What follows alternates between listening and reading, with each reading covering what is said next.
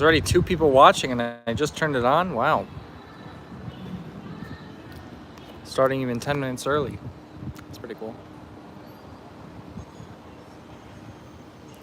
Well, I don't know who's watching right now, but let's give our audience a little bit of time to file in. I just got done with stuff pretty early today, so I was able to start this early. I'm just gonna hang around until then.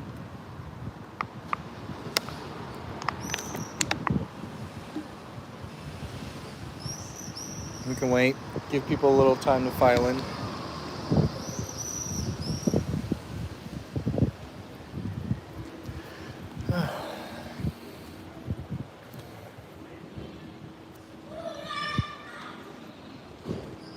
I'm in St. Petersburg right now.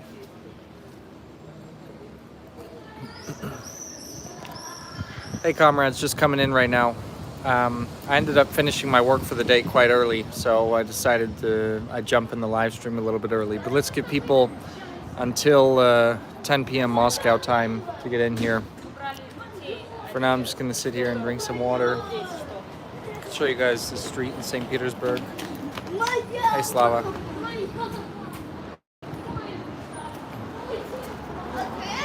Ironically enough, I'm staying in a hotel that's called The Democrat, which I am not.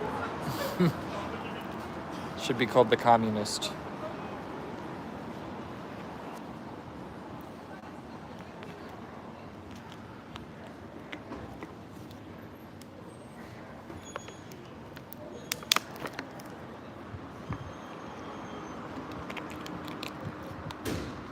It's a really beautiful day here in St. Petersburg, actually. For any of you who don't know the climate of St. Petersburg, in the summer it's so amazing, really. I lived here for 2 months when I was still a student studying Russian, and pretty much if it's not raining in St. Petersburg over the summer, it's super beautiful. Like, it's hot under the sun, but if you're under the shade, it's like super cool. There's usually a nice breeze, but don't come here in the winter because it's absolutely freezing. It's like so cold you feel cold in your bones. It's crazy. But yeah, let's see what time it is. Still got another 6 minutes until the beginning, so sorry, I don't have a I don't have the classic Red Alert 3 Soviet March intro to this live stream because I'm doing it on my phone, and I don't have the luxury of being in my study in my apartment where I have all this fancy technology and a computer and a camera and everything. So this live stream, we're just going to be taking a walk around St. Petersburg, and I'm going to talk to you guys about the BRICS forum that's been going on here. So it's a 2-day forum. The first day just got done, so I was there and I was working there and talk a little bit about it. But at the same time, you'll get to see St. Petersburg through this video. You know, I'm not sure how many of you have been to Russia, let alone St. Petersburg, but it's a very beautiful city. So I think you guys will enjoy it.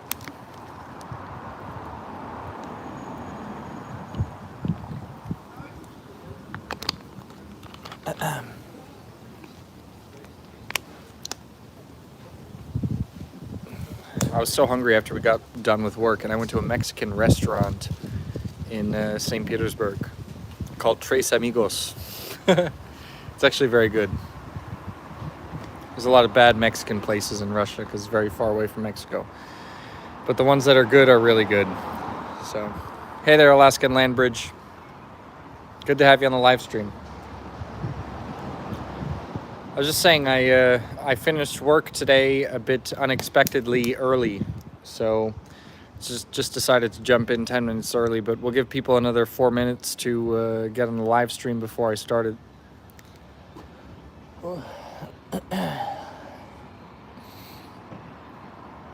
I'm in St. Petersburg right now, for anyone who just came on and doesn't know, so we're going to take a walk through St. Petersburg while I do this live stream.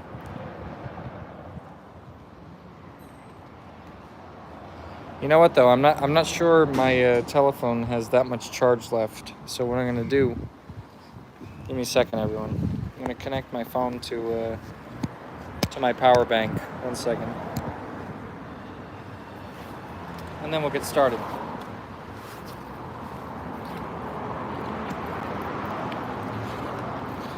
Like I was telling people earlier, I'm right next to my apartment here. Not my apartment, my hotel, and it's called the Democrat. Kind of ironic. I was saying it should be called the Communist.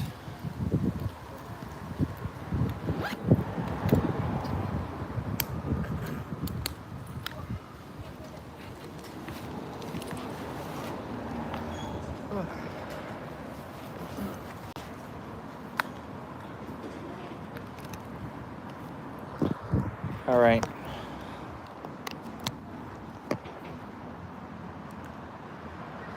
All right, looks like everything's charging. Everything's working just how it should be.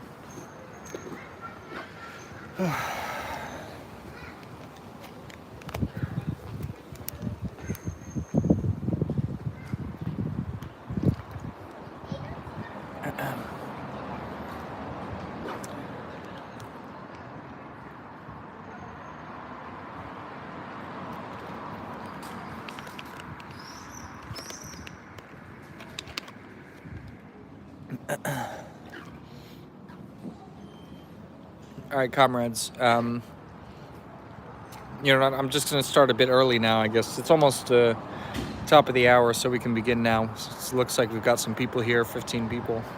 So I'm going to repeat what I said at the beginning of the live stream for anyone who's coming in right now. Essentially, sorry that we don't have the classic Red Alert 3 intro with Soviet military footage on the background.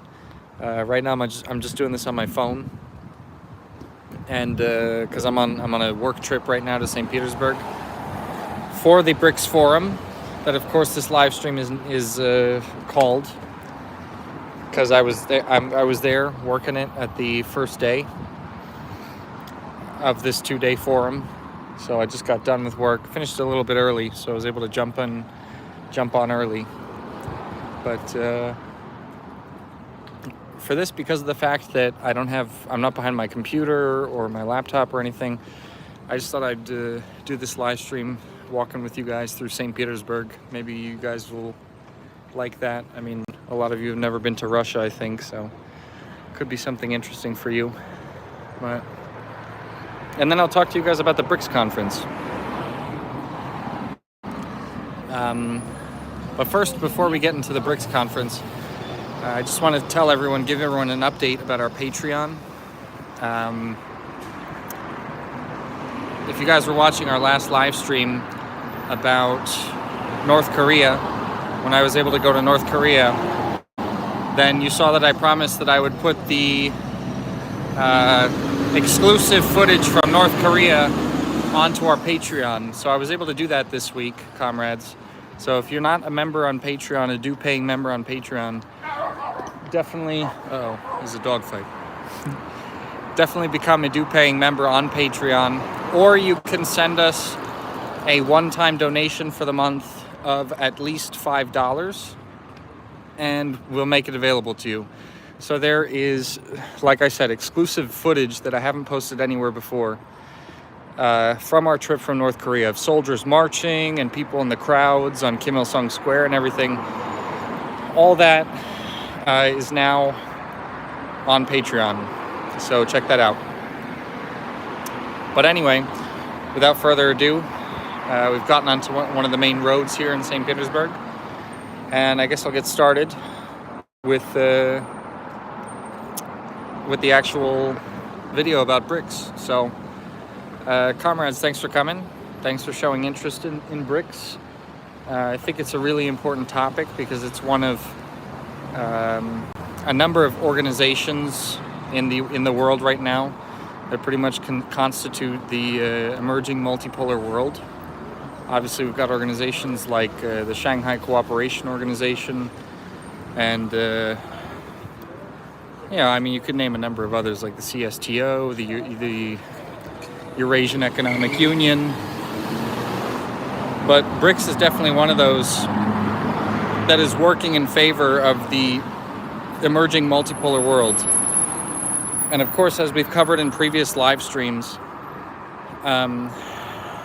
multipolarity, just because it encompasses capitalist countries,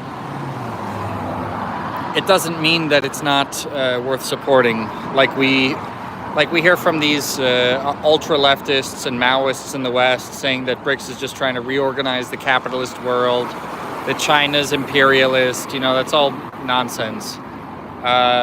Organizations like BRICS and the Shanghai Cooperation Organization, all these multilateral or multinational regional organizations, they're intended to basically break the hold of Western finance imperialist capital on the rest of the world, So there's socialist countries participating, as well as countries that are capitalist but are in the dependent periphery of the imperialist world.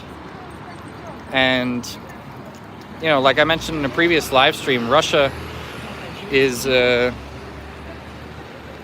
absolutely indispensable country to the entire socialist world, to North Korea, Cuba, Vietnam, China, Laos. It's a country that, yes, capitalist, but it's a close ally to the entire socialist world. That's something that can't be ignored by communists anywhere in the world. It's really a period where countries that are struggling against U.S. imperialism really need to get on the same page and struggle together. But that's one of the reasons why BRICS exists, and other regional organizations like it, like that I mentioned, so like the Shanghai Cooperation Organization. I only mention that organization a lot right now because I was just at the 24th summit for the Shanghai Cooperation Organization in Kazakhstan. It was just a week ago. So there's a lot of multipolar stuff going on right now.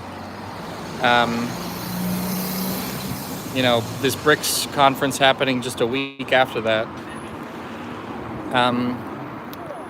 So why was this important, this event, right? It was the 10th Parliamentary Forum for BRICS.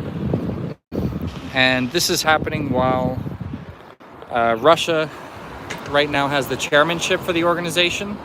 So that's one of the reasons why it was held in St. Petersburg. But of course, BRICS encompasses all different countries like Brazil. Obviously, BRICS stands for Brazil, Russia, India, China, South Africa. So there's a lot of countries involved. I saw in the chat someone mentioned about accepting new member states. There were no new member states accepted at this parliamentary forum, the 10th parliamentary forum of the organization. But I think it's important to note that it's been this parliamentary forum was the first parliamentary forum for a large number of BRICS countries, because recently quite a handful of them were added to the membership of BRICS. I think it was something like 5 new countries were recently added to BRICS' membership. One of them was Ethiopia, and actually I was able to speak today with I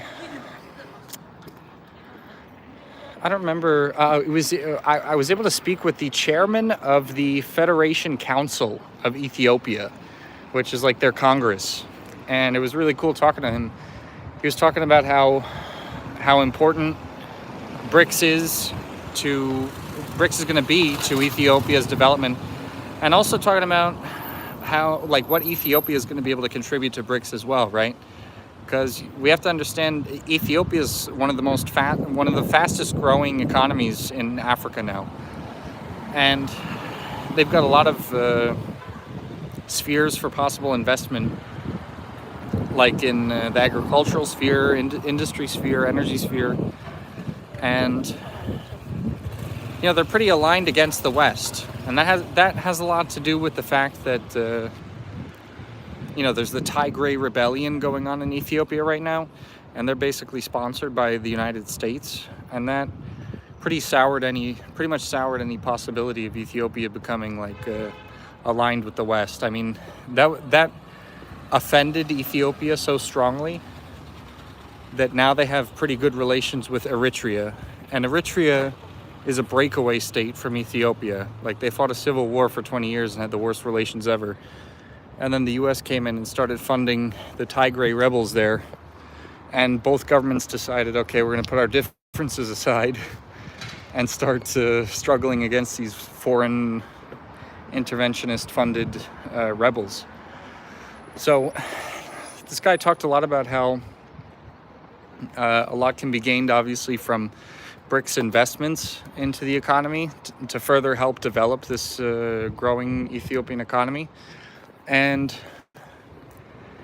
he also said that de-dollarization is going to play a big part in those investments, because of the fact that he said that BRICS really needs its own currency, right?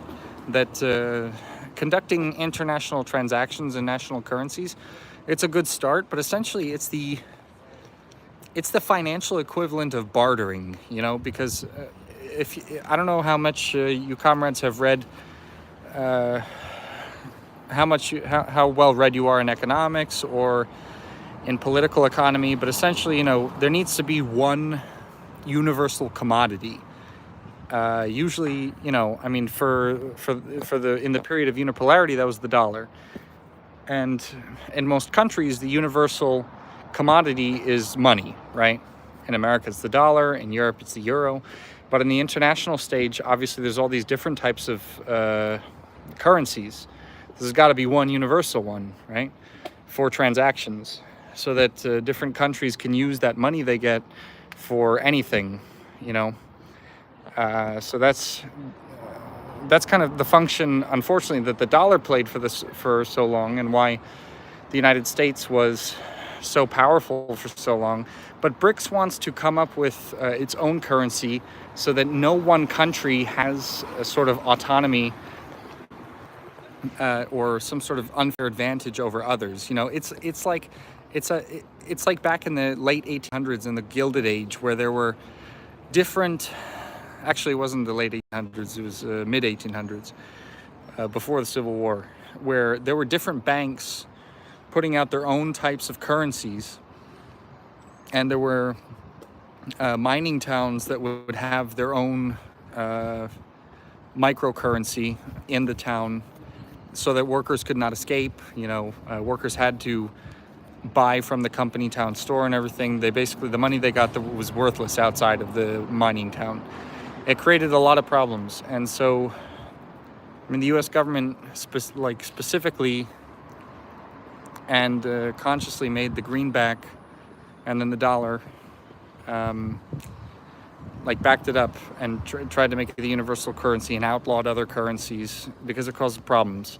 And internationally, it's pretty much the same situation. And that's why, for BRICS countries, having a currency that is universal to all those countries that are in BRICS, a multipolar economic union based on, mutual cooperation and mutual respect, it offers countries an opportunity to be financially independent. So that's one thing that the Ethiopian chairman of their Federation Council mentioned in this interview. I found it really interesting. This is an organization that's trying to break free of the chains of imperialism through economic means. That means breaking the dollar's domination over international transactions. It means not giving into sanctions or the West's unilateral attempts to establish what they call the rules-based order. This is another thing I wanted to talk about in this live stream, because Vladimir Putin actually gave a speech at this BRICS forum, and it was a really good speech. Actually, I was there. I was there in the room when he gave a speech at the plenary session, and one of the main things he talked about was the fact that this forum, it's the 10th Parliamentary Forum. It's probably the most important. the most important forum that BRICS has had so far, because of the circumstances that it's taking place in, and also because they've got all these new members, and all of these member states and their politicians are working harder than ever, to represent the interests of billions of people, literally billions of people. I mean, we got to remember, BRICS as a whole, in terms of its economics, BRICS represents over 1/3 of the entire world's GDP. Okay, BRICS, 1/3 of the world's GDP. In terms of population, it represents 45% of the world's population. That's nearly half of the planet, That's an enormous amount of people. That's billions of people that the people that Vladimir Putin described as the legitimately elected rulers and representatives of the global South, they have this huge task of representing billions of people, the billions of people who are part of the multipolar world, that are part of that 45% of people on the planet. And this is in direct contradiction, really, to this rules-based order that I was talking about before, because Vladimir Putin also mentioned that in his speech. He said that there's a problem with this so-called golden billion, the minority of about 1 billion people that live in the West, that is causing a huge roadblock for the emerging multipolar world, because their leaders are trying to enforce this rules-based order that nobody agreed to. Nobody agreed to this so-called rules-based order. Nobody discussed what the rules are, even. It's just pretty much the United States came up with all that shit and then decided that they're going to call it the rules-based order, and the way that they're going to enforce it is through threats, invasions, blackmail, sanctions, all that stuff. This is something that Vladimir Putin said that most of the world's haven't had enough of that. And he also called it a classical version of neocolonialism, really. He said that it's a Western dictatorship, essentially, of a monopoly that continues to exist through threats, through blackmail, all that stuff that I mentioned before. And he said that's also why the Russian chairmanship of BRICS is so important, because obviously Russia is at the forefront of the struggle against the West right now. Of course, there's other members of the multipolar world, but Russia's the only one fighting an active war with the West against Western imperialism. And that's the country that's chairing BRICS right now. And he said that because Russia's in charge of BRICS throughout its chairmanship, it's making the conditions optimal for member state countries, for observer state countries, to basically achieve the goals they want to achieve within the framework of multipolarity. And also, one second, I'm just going to cross the street here. And also, best represent the interests of their people, again, that are thrilled to be part of BRICS, that want to break away from subjugation from the dollar and the Western imperialist elites. So this is a really important thing to keep in mind. And it was really cool to be there. Like you said, instead of offering predatory loans, they're offering development, and that's exactly the thing. That's why the new development bank, also a lot of people were talking about that at this BRICS forum as well. The new development bank is the official bank of BRICS. Everyone was talking about how great that's going, how it was a great idea to found it in the first place. And that's really going to be the key in terms of coming up with a with a BRICS currency. You're going to need this new development bank to do that. It's like the multipolar opponent to the International Monetary Fund and the World Bank. It's a really great instrument that can be used for that. And another thing, it was just great to see how, you know, in America, there's so much talk about like racism and what racism is, and overt racism, and liberals being racist even though they think they're not racist, and then people who say that they don't see race are racist. Like, there's so much nonsense, like mind games and gaslighting and all this crazy shit about racism in the United States. And like at these forums, like at BRICS, it's just that as an American,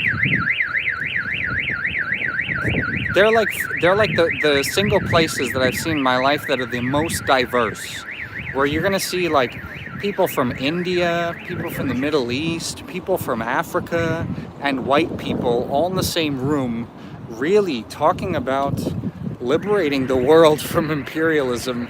And they're all like there's no bullshit. It's all like exactly how Xi Jinping says, exactly how Vladimir Putin says. It's negotiations based on mutual respect and mutual cooperation.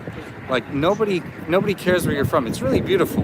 It's actually a really beautiful thing. It's really like what they used to say in the Soviet Union, дружба народов, friendship between peoples. And you've got all these different types of people from all over the world, from all different countries, coming together to discuss their common struggle, their common struggle for sovereignty. Whether the country is like strongly ideologically anti-West, or the country is just like, trying to assert itself and develop, and is not really invested in the Ukraine conflict or anything like that. But they still want to develop along an independent path, and they're happy to work with Russia. It's cool to see organizations like that, and BRICS is a huge one like that as well. So, it's just a really cool thing to be able to attend. We saw speeches from the delegations from Tanzania, from South Africa, India also.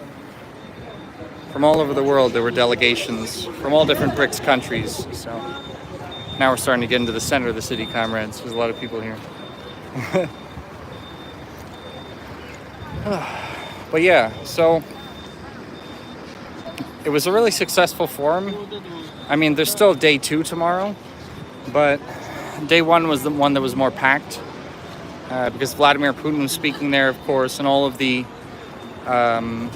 heads of delegations made their appearances and gave their opening speeches and everything. So tomorrow I think it's going to be a bit more calm, but at any rate, I'm sure a lot of agreements and economic deals are going to be cut at this forum. Behind closed doors, probably, we're not going to hear about. But at any rate, it's just great to see these events take place, where all these anti-imperialists come together to assert themselves on the international stage. So, yeah, comrades, that's all I got really to say about BRICS for today, about this BRICS conference. But I was thinking, since this live stream is really informal, and I'm just walking around in the street here, I'd be happy to answer some of your questions in the chat. So put them in there, and I'll be happy to answer them. All right. By the way, this is a Moscow station in Leningrad. It goes straight to Moscow. It's where all the trains go straight to Moscow. Like, you go to that station, you just get a ticket. All the trains go to Moscow. And in Moscow, they've got a station called Leningrad Station, where basically all of the trains go to Leningrad. So there's even a memorial to the Soviet soldiers there, the obelisk. You guys want to see the city? All right. Alright, Slava, I'll show you the city. We're right next to the central avenue, actually, called Nevsky Prospect. So I'll take you guys there. That's like the Times Square of St. Petersburg. What else you guys got in the chat? Ask me anything.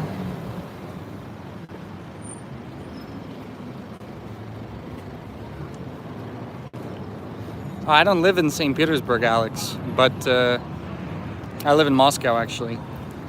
And yeah, St. Petersburg's totally safe. I mean, St. Petersburg, Moscow, they're totally safe cities. The only times they weren't really safe was in the 1990s. Although I do have to say there's like way more freaks in St. Petersburg and like bums than in Moscow, I gotta say. Well, that's alright. It's a more artsy-fartsy area, to be honest.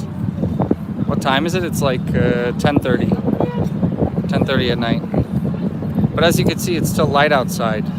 Like, St. Petersburg is so far north that... Hold on, I'm going to try and get across the street. St. Petersburg is so far north. It's like on the same level with Alaska. It's at the small... It's so light outside because St. Petersburg is like at the same latitude, right? Latitude as Alaska. So it's got white nights, yeah, like Alex was saying. And during the winter, it's super, super dark. So, but yeah, here we're coming up on... Oh. Well, there's a metro station here called Ploshchad Vostania, and that translates to Uprising Square. It's pretty cool.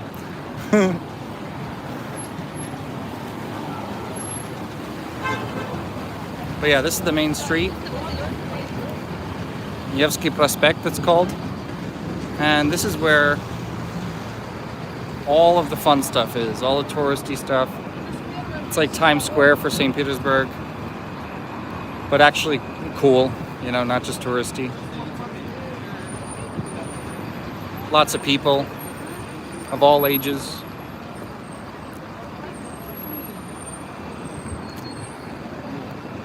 Let's see if we can show you over here.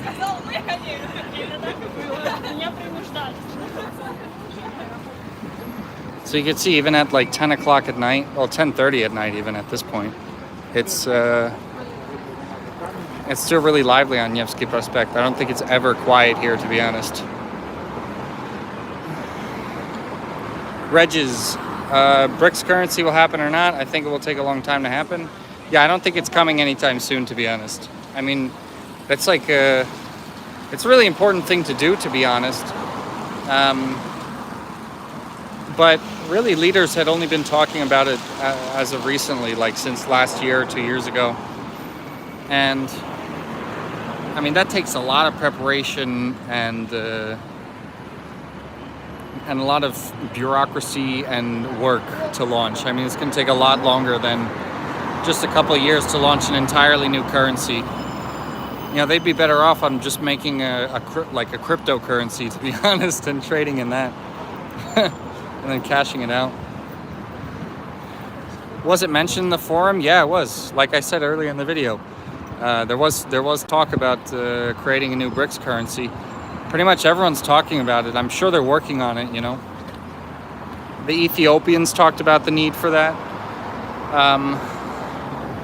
The Brazilians are always talking about that. South Africans talk about it as well. But there's a lot of stuff that needs to be done to make that happen, you know. The dollar can't be overthrown by a new currency overnight.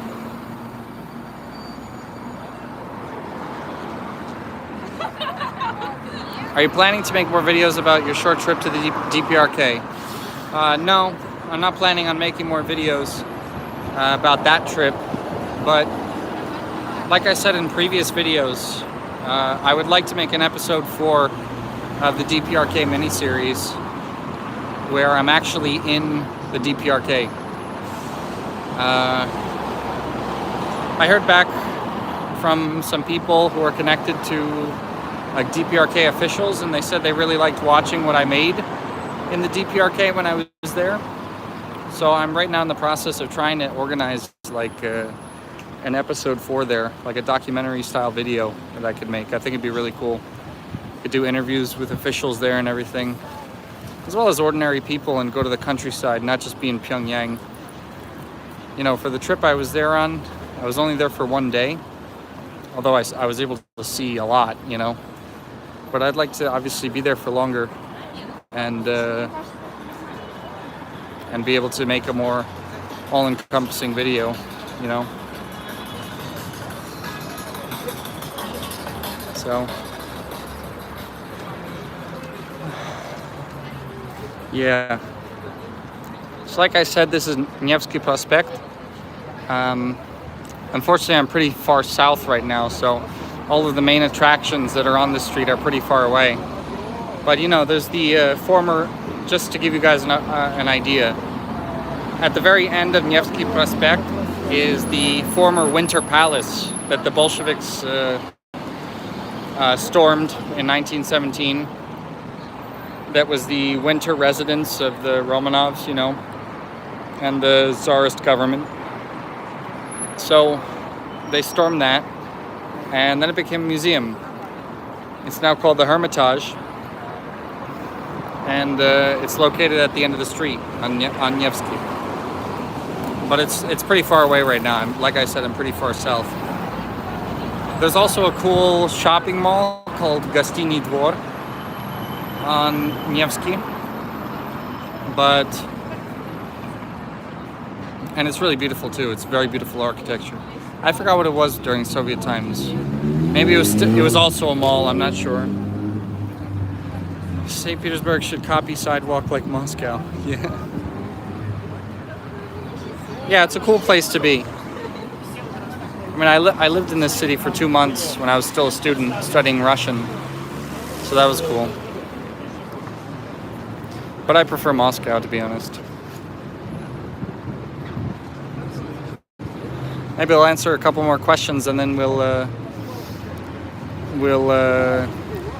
discontinue the broadcast. What do you got, comrades? Ask me anything. Look at all these people.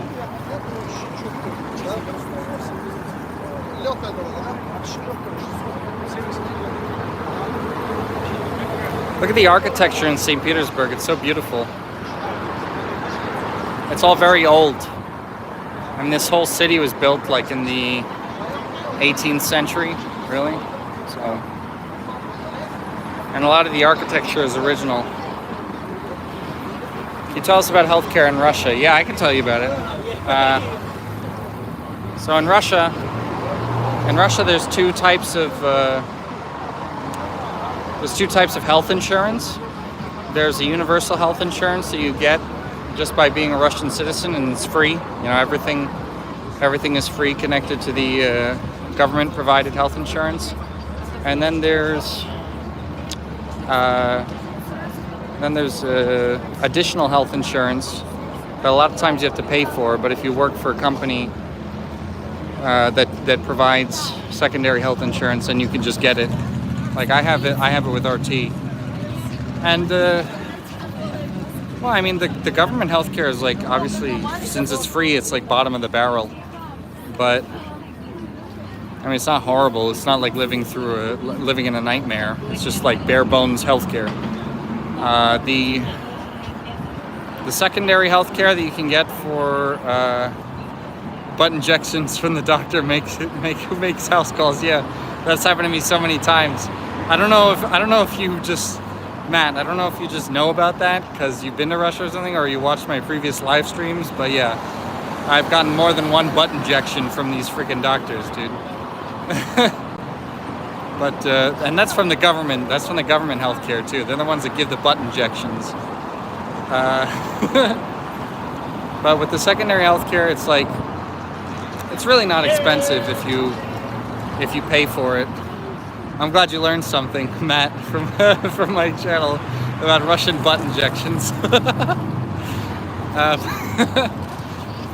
Anyway, it's not really that expensive, and like I said, I have it for my job, but obviously, no, I didn't get a butt lift, Zorro. Okay, it's not butt injections like so that I have like plastic butt cheeks. It's butt injections like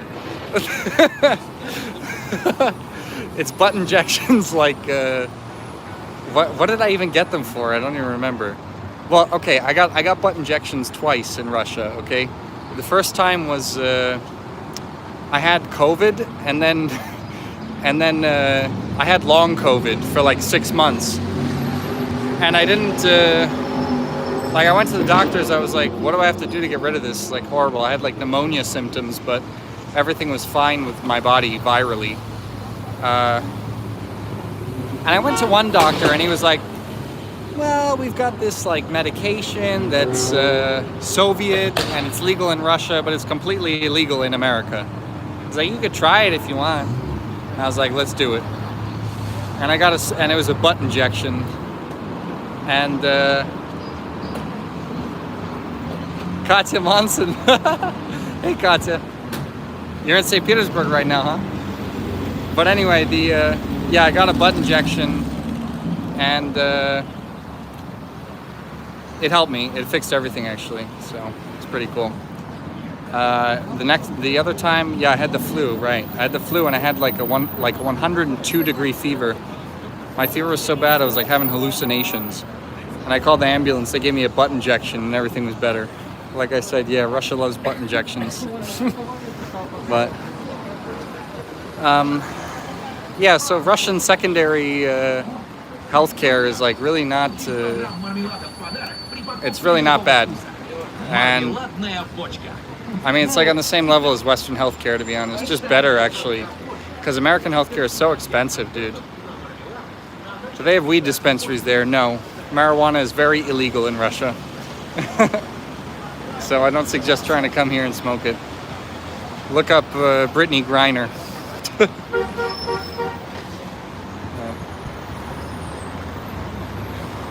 Anyway, so yeah, St. Petersburg is a great place. You guys should come and check it out.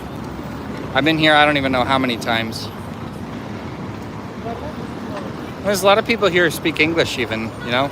If you guys, you know, I don't know if you guys know this, but St. Petersburg was the first place I ever came to outside of the United States. And I was fine. I didn't speak Russian well at all when I first left. I was fine. Lots of people speak English, you know. So if you've never been out of the country and you want to go somewhere, try going to St. Petersburg. It's cool. Or Moscow. Oh yeah, Slava, I remember that $17,000 bill. It's unbelievable, dude.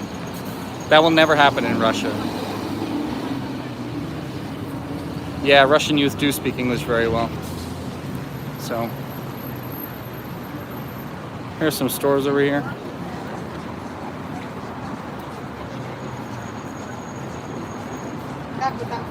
Here's a Russian lady smoking a vape. That you see pretty often over here.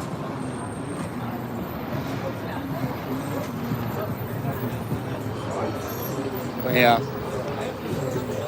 All right. Anyway, comrades, I think I'm gonna end it here. I gotta get to sleep. I've gotten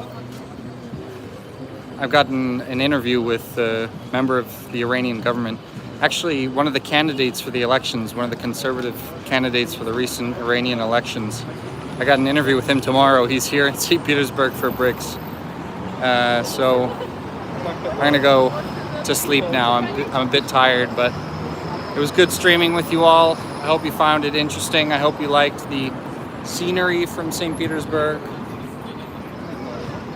And I was happy to bring you some takeaways, some information from the 10th Parliamentary Forum for BRICS here in St. Petersburg under the chairmanship of Russia, and bring you guys some updates on what they're doing lately, you know. So anyway, next week I'm not gonna have any work trips or anything. I'm still gonna be in Moscow, so we'll have like a normal sit-down live stream then about something else. Maybe I'll bring on a guest and we can have a little conversation about something.